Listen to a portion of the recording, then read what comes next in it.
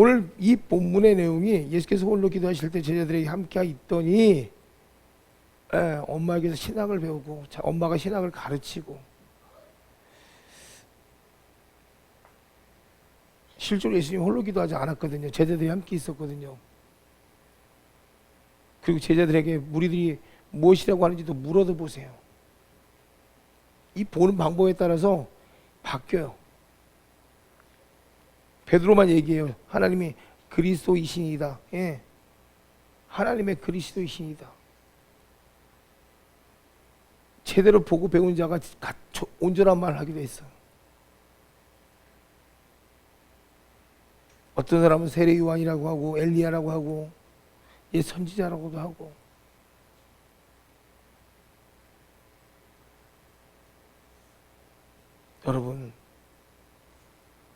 여러분이 기도할 때 여러분의 제자들이 생겨요. 누군가 여러분의 제자가 됩니다. 여러분이 기도하는 모습 가운데 누군가 여러분의 어마어마한 제자로 양성되기 시작한다는 거예요. 김영진 장관은 못 살았대요. 옛날 농수산부 장관은 거기 못 살았는데, 그분이 왜 변화가 됐냐 하면, 못 살다 보니까 남의 것도 서리에 먹을 때도 있고, 근데 그런 것이 걸리면 어머니가 정말 모질게 매를 때렸대요. 다리 피가 나도록. 그리고 난 다음에 저녁에 아들이 잘 때 아들의 다리를 붙잡고 계속 눈물 뿌려서 기도했대요. 그 바람에 그 아들이 장관까지 될 수 있는 비전을 갖게 된 거예요. 그 눈물의 기도 가운데 이 아들에 대한 비전의 선포가 일어나는 거예요. 제가 얼마 전에도, 며칠 전에 그랬죠. 여기서 신학 가고 싶은 사람, 신학 가고 싶으세요? 아무도 신학 안 가고 싶대. 근데 여러분 이미 신학하고 있어요. 예수님을 믿는 게 신학이거든. 예? 예수님 믿는 게 신학이란 말이지. 여러분 예수님이 뭐라고 얘기하냐면요, 예, 나를 본 사람은 아버지도 보았다 이렇게 얘기하고 있어요. 또 나는 아버지가 하시는 내가 한다 그렇게 얘기하고 있어요. 무슨 말일까요? 보시는 대로 우리에게 가르치시는 거예요. 보시는 대로 우리가 그걸 따라가게 되더라고. 보면 보는 대로 그 보고 자란 사람은요, 그대로밖에 행동할 수 없게 되더라고. 엄마가 그래요, 엄마가. 또 기도하는 아빠가 그래요. 여러분, 기도하는 엄마, 기도하는 아빠, 기도하는 자녀도 그럴 수 있어요. 나는 엄마야. 나는 엄마라서 바빠. 오늘도 나는 밥해야 돼. 오늘도 빨래해야 돼. 애들 키워야 돼. 맞아요. 근데 엄마이기 전에 내가 무엇이냐면 예수 그리스도를 믿는 순간부터 나는 예수님의 제자가 되는 거야. 내가 아무리 바빠도, 내가 아무리 분주해도, 내가 너무 환경이 막 번잡하고 아이들 때문에 정신이 없을지라도 난 누구냐 하면 바로 하나님의 제자라는 거예요. 여러분이 바로 그 신학생이란 말이에요. 예?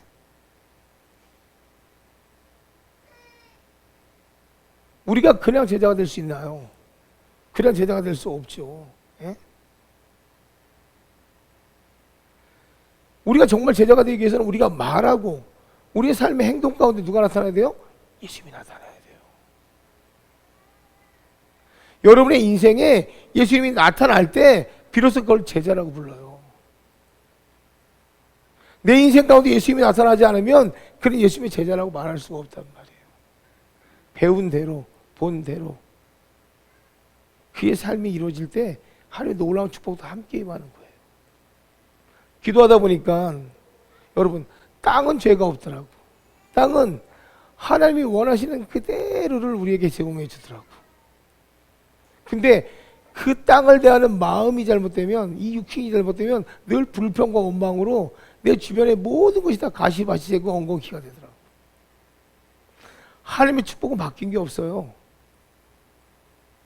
하나님의 축복이 바뀌었나요? 아니에요. 하나님이 이스라엘 백성을 가나안 땅에 집어넣었을 때 그 땅은 늘 풍성한 땅이에요. 모든 것에 풍성한 땅이에요. 근데 그 땅에 살면서 내 마음이 말씀을 기억하지 못하면 계속 원망, 불평, 핑계, 짜증.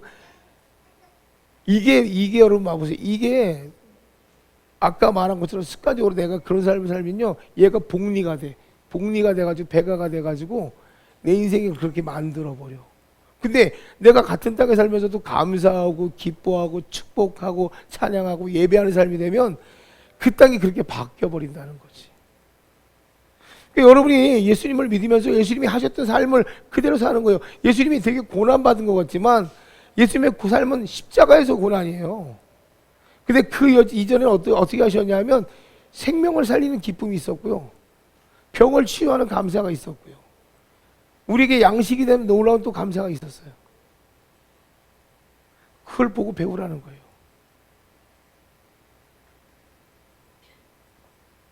좋은 신학이 뭐냐면 하나님의 진리를 말할 수 있어야 돼. 여러분 안에서 하나님이 어떤 분인지가 정확하게 이 안에서부터 시작돼서 삶이 그렇게 이끌어져 가야 돼. 그게 좋은 신학이더라고.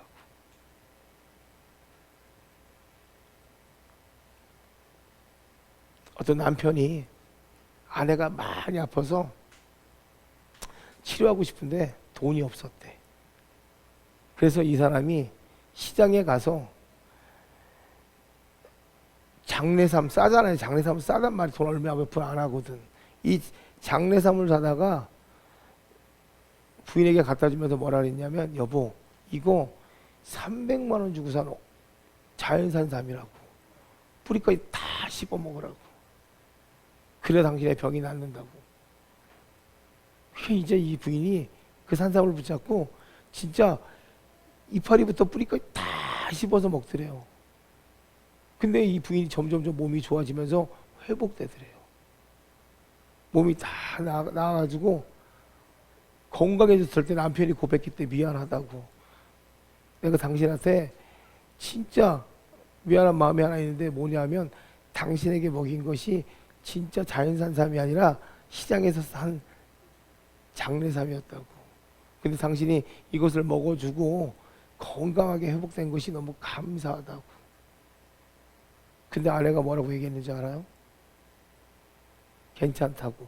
나는 장례삼을 먹은 게 아니라 당신의 사랑을 먹었기 때문에 건강해졌다고. 부인이 알고 있었던 거예요. 근데 그걸 뭐요? 남편의 사랑으로 받고 먹으니까 그게 산삼의 놀라운 역사가 나타나는 거예요. 여러분이 예수님이 여러분에게 오셨을 때 여러분의 생명을 구원하러 오셨거든요.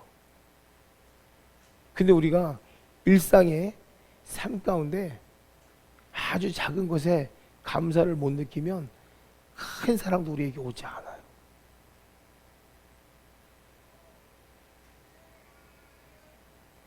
하나님은요 당신의 사랑이 얼마나 크고 놀라운지를 우리에게 가르치시는데, 그냥 가르치신 게 아니라 우리를 이끌어 가세요. 하나하나 다 보여준다는 얘기예요.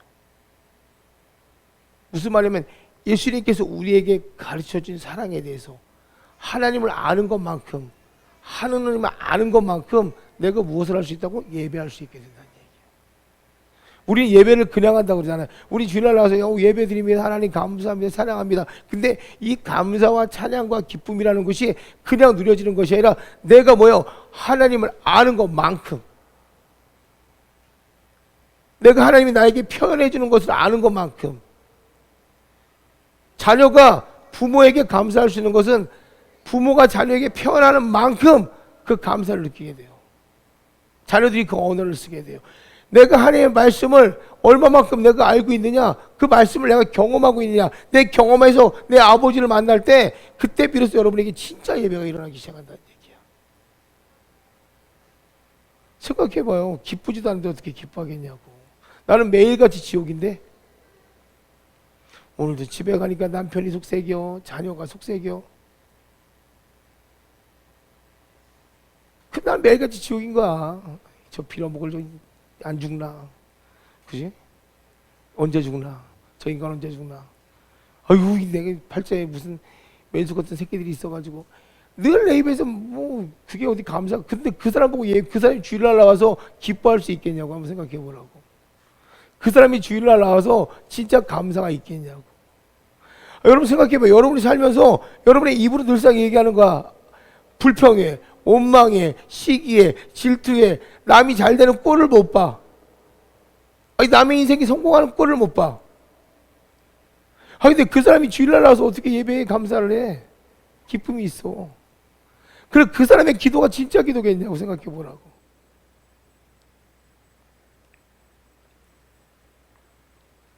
진짜 기도가 될 수가 없지.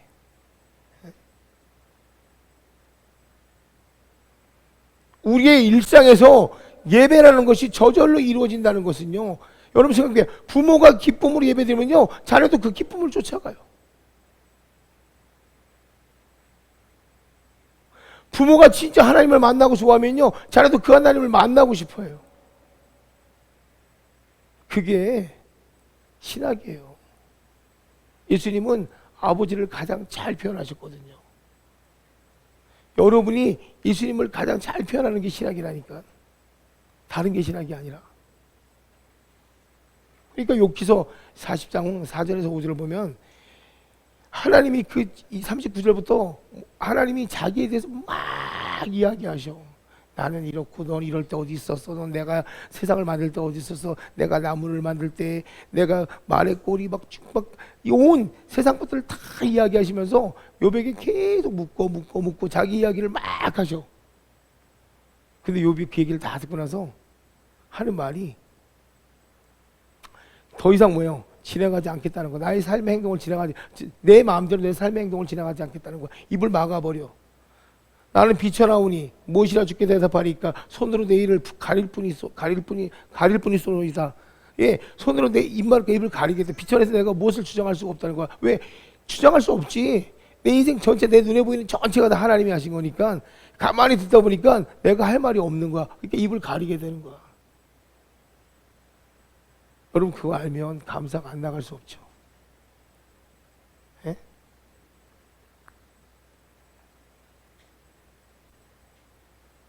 우리가요 실제로 무엇을 배워야 되냐면 바로 겸손이에요. 겸손. 신학의 가장 첫 번째 자세가 겸손이에요. 그게 무슨 뭐냐고요? 하나님의 말씀을 들을 수 있는 귀가 열려지는 거예요. 그리고 그 말씀대로 행할 수 있는 믿음이 생겨나야 돼요.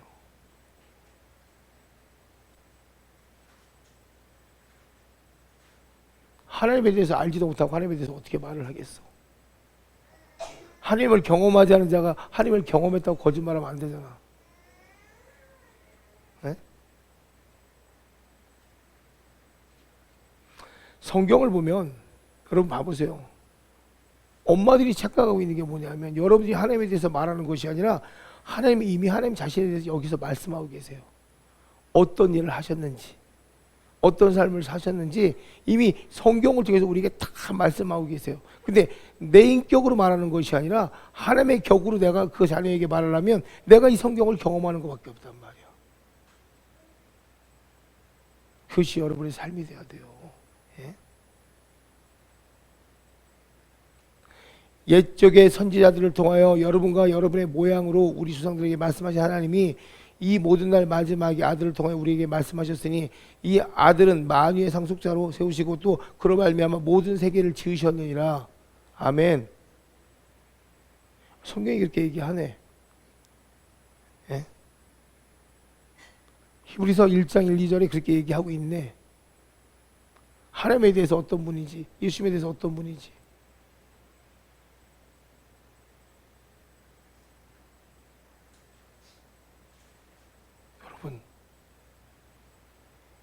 제가 이 성경을 뭐 많이 알고 뛰어나게 알고 이게 아니라 제가 깜짝깜짝 놀라는 것은 뭐냐면 하나님은 이 말씀하신 이 그대로 우리를 이끌어 가시더라고요. 하나님은 하나님께서 우리에게 주시고자 하는 말씀이 내 삶에서 선포될 때 그것을 그대로 나타내시는 분이 하나님이더라고요. 제가 이번에 시온대를 치르면서 진짜 놀라는 게 뭐였냐면 시온대에서 초청해가지고 자기 자비량으로 비행기 값을 다 드리고 초청한 팀은 200명이에요 원래. 근데 어떤 역사가 나타나냐면 시온대의 광고를 보고 유튜브에서 광고를 보고 전 세계에서 1000명이 왔다는 거야. 다 그 사명에 감동을 받아가지고.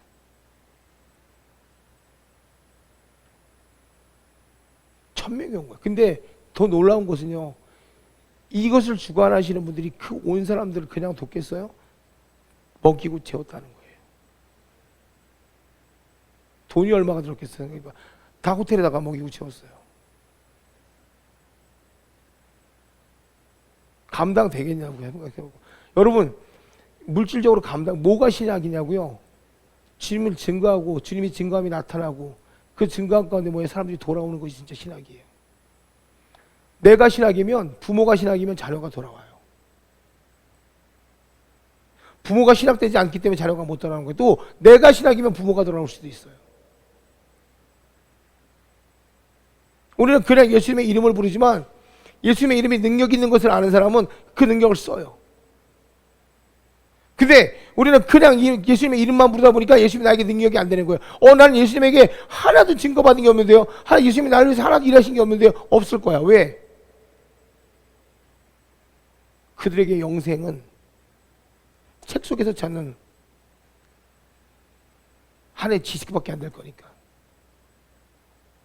근데 예수님을 진짜 만난 사람은 그 영생의 기쁨을 알기 때문에, 부활의 기쁨을 알기 때문에 내 것이 다 버려지고 하나님의 것으로 다시 채워지거든.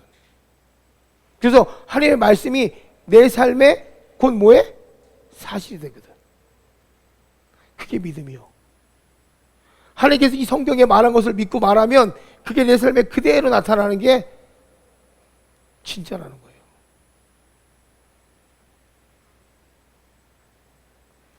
내게 능력 주시는 자 안에서 무엇이든지 할 수 있다는 이 복음의 말씀 하나가 이번에 시온대를 개최하게 만든 거예요. 너무 어렵고 힘든데 내게 능력 주시는 자 안에서 내가 모든 것을 할 수 있다는 이 딱 고백 하나를 붙잡고 살아온 그 목사가 이 시온대를 이루었다니까. 전 세계적으로 이슈가 됐어요. 자기는 그냥 한국에서 치르는 거에 감사했는데 하나님의 부르심 속에서 시작했는데 이게 어떻게 돼요? 전 세계가 감동을 받아갖고 전 세계에서 다 티켓을 끊고 날라버려서 미국, 브라질, 영국 그들을 다 세웠어요. 전 세계에서 에티오피아, 전 세계에서 이 사람들이 시온대를 찾아왔는데 그들을 신기할 정도로 다 불러다가 단위에 세워가지고 당신 여기 왜 오게 됐어? 당신 여기 왜 오게 됐어? 당신 여기 왜 오게 됐어? 이것들을 다 뭐예요? 증거하겠다는 얘기예요. 근데 너무나 똑같은 건 다 똑같아. 성령이 감동을 주셔서 자기의 일도 버리고 자기의 가정도 버리고, 가정을 버렸다는 게 뭐 부부가 헤어졌다는 게 아니라 가정의 삶을 버리고, 물질 문제에 대해서 부딪혔을 때 코로나 병이 와가지고 움직일 수 없을 때 계속 감동적인 눈물 주시는데 성령께서 가라 하는데 안 갈 수가 없어서 하나님 병 치료받자마자 바로 날라와. 근데 그들이 모인 게 1000명이요. 코로나가 10일간, 그러니까 코로나란다. 이 시온대가 10일 동안 했는데 첫날 날라온 게 아니라 마지막 날까지 계속 비행기 타고 날라왔어. 놀랍지 않아요? 좋은 신학이 뭐냐고요? 여러분의 일상 삶의 방향을 제시합니다. 왜요? 예수님이 우리의 삶의 방향을 제시해 주시거든요. 내가 예수님을 통해서 말씀의 방향을 잡고 나가는 것이 진짜 신학이에요. 내 멋대로 가는 게 아니라 성령께서 그것을 알게 하시거든요. 생각해봐요, 여러분. 얼마나 놀랍습니까? 그러니까 비전이 선포되는 거예요. 그러니까 비전이 선포되는 거예요. 우리가요, 마음에 뭔가 딱 들어오잖아요? 그럼 갈망이 시작돼요. 근데 이게 좋은 갈망일 수도 있고 나쁜 갈망일 수도 있어요. 근데 하나님께서 그들을 딱 때려가지고 성령의 역사 가운데 비전을 팍 주고서 이게 비전대로 성령이 들린 대로 딱 이루어지니까 어떻게 돼요? 평양에 3000명, 시온대 갑니다. 내년에. 그걸 기도하고 있는 거예요. 지금부터. 언제부터 기도한다고요? 1년 동안 지금부터 기도하는 거예요. 평양에 갑니다. 그리고 이스라엘 가가지고 이스라엘 20만이 참여하는 예배가 되는 그 시온을 준비하고 있어요. 벌써 비전이 어디까지 와요? 내년, 내후년까지 왔죠. 이게 진짜 신학인 거예요. 예수님이 뭐라 그랬어요? 야, 내가 내 살이고 떡이래요. 세상에 생명을 위한 살이 내 살이래요. 요한복음 6장 51절 말씀이에요. 내가 줄 떡은 그 세상의 생명을 위한 내 살이로다. 맞아요. 그때 떡을 떼시면서 제대로 했던 얘기예요. 그런데 더 중요한 건 뭐냐면 예수님 자신이 빵이라는 얘기예요. 예수님 자신이 빵이라는 얘기예요. 예? 우리에게 일용할 양식을 주옵시고 그 말씀이 내 양식이 되어야 돼요. 말씀의 주권자이신 예수님이 진짜 내 생명의 떡이란 말이에요. 그 양식이 내 안에 채워졌을 때 내가 여기서 뭐가 나가냐고요? 감사가 나가고요. 그리스도의 풍성함이 내 입에서 계속 선포되게 돼요. 진짜 생명의 떡. 예수님 자신이 빵입니다. 그때 떡을 떼어 그들에게 먹이면서 야, 잘 봐봐. 이 떡이 그 생명을 위한 내 살이야. 이해 아무도 못했을 거예요. 근데 그분이 돌아가시고 이 땅 가운데 부활하심으로써 뭐예요? 그분이 우리의 떡이 돼요. 말씀이 곧 우리의 양식이 됩니다. 여러분의 말씀이 채워질 때 여러분의 모든 일들이 뭐예요? 다 풀어지게 돼 있어요.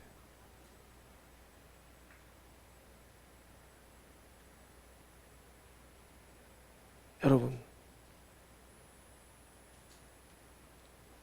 자녀를 먹이기 위해서, 내 자신을 살리기 위해서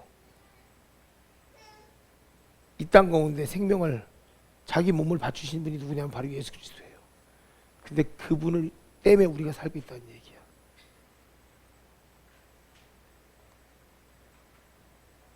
그래서 주님이 원하시는 것은 너희를 대하여 오래 참으서 아무것도 멸망하지 않고 다 회개하여 이르기를 원하신대요. 미쁘시고 의로우사 우리의 죄를 사하시며 모든 불의에서 우리를 깨끗게 하실 분이 그분이래요.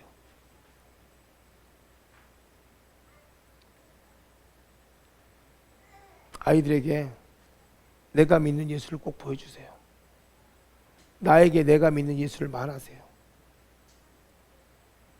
나에게 먼저 내가 믿는 예수를 말씀하세요. 힌트를 하나 드릴까요?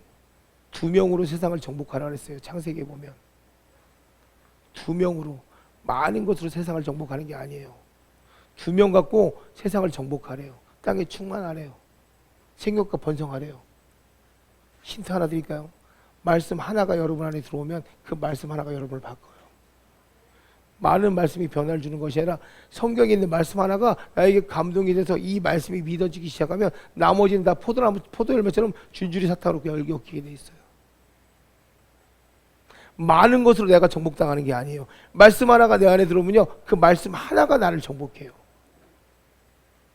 그러면 그 다음부터 내 안에 모든 것이 다 말씀으로 바뀌기 시작해요. 정복당하면 정복한 자가 강한 자 아닙니까? 내가 말씀으로 정복당하면 그 순간부터 내가 뭐예요? 그 말씀으로 바뀌는 거예요. 여러분, 너무 많은 거 찾으려고 하니까 어렵지. 맡겨진 것만 가지고 일하면 돼. 나에게 주신 말씀 하나 갖고만 일하면 된다고. 이것저것 다 먹으려고 하지 말고 하나님 나에게 주신 말씀이 곧 내 생명이라고 생각하면 돼. 그 말씀 하나 붙잡고 끈질기게 나가는 거야. 하나님, 나에게 이 말씀 주셨는데 이 말씀이 내 생명의 말씀이 되어서 내 가정도 살리게 하시고 나도 살리게 하시고 하나님의 비전도 선포하게 도와주세요. 그러면 돼. 그게 여러분의 길이 되는 거예요. 예?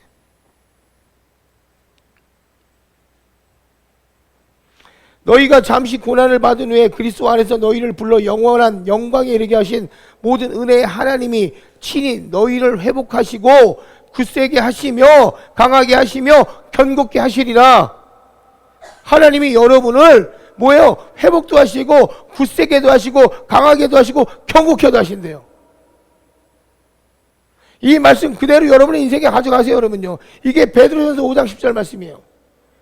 그러네, 하나님 나를 회복시키셨네. 지금 이제 나는 자유하네. 내 안에 모든 질병, 내 안에 모든 상처, 옛날의 습관이 아니라 거듭난 자의 삶, 새로운 피조물의 삶이 나네. 나는 회복되었기 때문에 옛날의 아픔이 나에게 어떠한 상처도 주지 못하고 내 길을 막을 수도 없네. 이렇게 성경이 얘기하고 있네요. 나를 굳세게 하신대요. 이제 모든 상황 가운데서 내가 두려울 것이 없겠네. 나를 굳세게 하시는 분이 하나님이니까 나는 그냥 굳세게 서서 나가기만 하면 되네요. 강하게 하시겠대요. 이제는 어떤 싸움에도 지지 않을 만큼, 어떤 대적이 와도 밀리지 않을 만큼, 누가 나에게 말을 해도 그 말이 나에게 영향력이 되지 않을 만큼 나를 강하게 하시겠대요. 왜요? 이 강함은 하나님의 강함이거든요. 천지 창조를 만드신 하나님의 지혜의 강함이 내 안에 역사하는 거거든. 견고하게 하시겠대요. 무너지지 않은 성으로 만드시겠대요. 붙잡으세요. 이 말씀을 붙잡으면 여러분 이렇게 삶이 바뀌어요. 모든 인생을 여기다 대입시키세요. 하나님 나 회복됐습니다. 옛날에 저 말들은 화가 나고 부인하고 열받고 잘 되는 사람 보면 짜증나고 난 힘들었는데 이젠 내가 회복되었기에 저를 회복할 수 있는 믿음이 내 안에 있기에 내가 저보다 더 강건해집니다. 더 성장할 수 있습니다. 하나님 흔들리지 않는 나무가 됐습니다. 이제 하나님 내가 견고하게 서 있는 흔들리지 않는 나무가 됐습니다. 굳세게 서 있습니다. 세상에 어떤 풍파가 와도 난 실패한 인생이 아닙니다. 실패는 나의 경험일 뿐입니다. 나는 원래 성공하는 자입니다. 내가 많은 돈을 잃어버렸어도 이 돈을 잃어버린 것이 나에게 이 하나의 경험인 것뿐이지 내 전체가 실패하지 않았습니다. 사업에 망한 것은 그 사업만 망한 거지 내가 망한 게 아니에요. 나는 하나님의 자녀예요. 아버지가 부자면 나도 부자고 아버지가 왕이면 나도 왕이에요. 실수할 수 있고 넘어질 수 있어요. 하지만 하나님은 굳세게 하신대요. 일어나면 돼요. 사업에 실패한 것이 아니에요. 여러분 뭐 시험에 떨어졌다 시험에 떨어진 게 아니에요. 그것만 떨어진 거예요. 내가 루저가 아니라는 거예요. 내가 실패자가 아니라는 거예요. 다시 말씀을 가지고 서봐요. 하나님 역사하실 거니까. 강하게 하시겠대요. 이젠 예전과 같이 연약해서 그러한 동일한 일들 나에게 당하지 안 하시겠대요. 여러분 견고해질 겁니다. 말씀 하나만 붙잡아요. 성경에 뭐라 그러냐면 호세아서 6장 3절에 여호와를 알자 그랬어요. 여호와를 아는 길은 이 말씀이 내 인생이 되면 여호와 알 수 있어. 이 말씀이 내 삶에서 선포되어지는 대로 내가 따라가면 여호와를 알 수 있어. 이제 여러분 우리가 지금 애굽에서 이스라엘 백성이 바로에게 고난받았던 그런 인생이라면 이제부터 탈출하세요. 이미 하나님께 탈출시키셨잖아요. 예? 여러분 위로가 예수님이 되길 원합니다. 여러분의 가장 귀한 책이 예수님이 되길 원합니다. 여러분이 진짜 그리스도의 교회가 되길 간절히 소망합니다. 여러분 안에서 완전한 신학이신 예수 그리스도가 이제 다른 사람의 삶도 움직일 수 있는 그 증거가 되기를 예수님을 간절히 축원드립니다.